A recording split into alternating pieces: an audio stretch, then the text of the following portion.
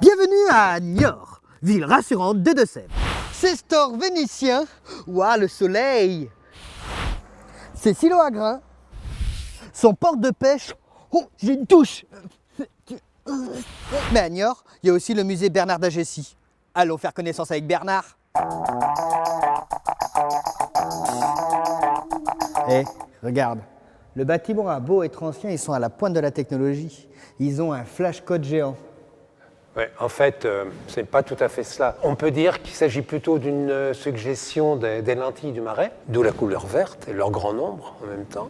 Bonjour Christian. Bonjour. Tu es le conservateur du site. Alors dis-moi, qu'est-ce qu'il y a à voir au musée Bernard d'Agessi? Il y a 3 grosses collections sur 5000 m². Et une très belle collection de beaux-arts, une très importante collection de sciences naturelles et un musée sur l'histoire de l'école et de la pédagogie. Et pourquoi Bernard d'Agessi?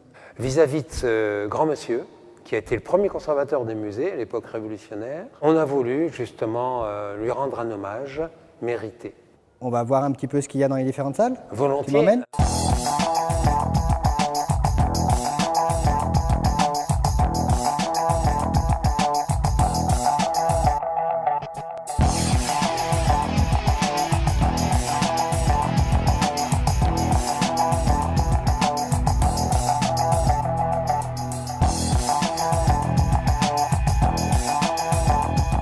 Et au niveau des tableaux, c'est marrant parce qu'on dirait qu'ils sont neufs. Oui, mais grâce à l'atelier de restauration que nous avons ici sur place, nous avons pu les restaurer. Maintenant, ce que nous allons voir est moins connu dans le domaine des beaux-arts, mais il y a ici des sections nouvelles sur l'argenterie, l'orfèvrerie. Il y a également les faïences de Parthenay et la lutherie. Donc, si vous voulez, on y va. Eh bien, c'est parti. On y va. Et tu viens?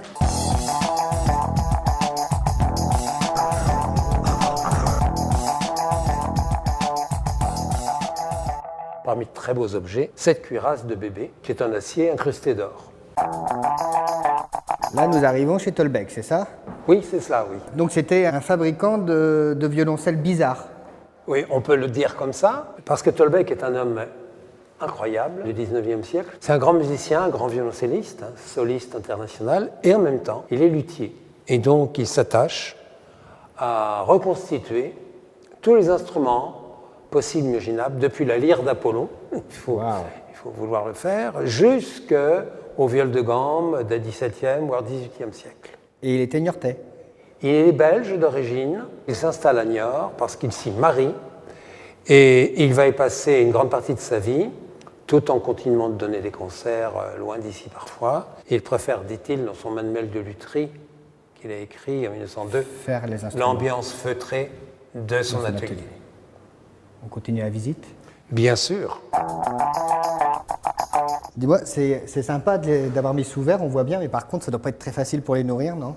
Non, c'est effectivement pas très facile, mais on le fait une fois par an. On donne un petit coup de chiffon, un petit coup de ménage.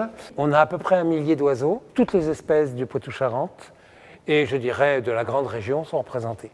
On a une superbe collection de géologie et de paléontologie, avec notamment les fameux fossiles que sont les ammonites, qui font en fait office d'éléments de datation pour les couches géologiques, pour les niveaux calcaires de la région.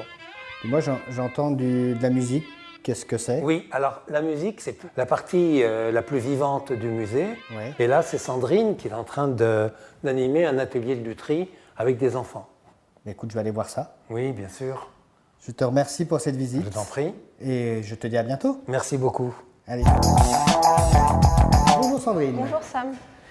Christian m'envoie à toi parce que tu viens de faire un atelier pédagogique, c'est ça?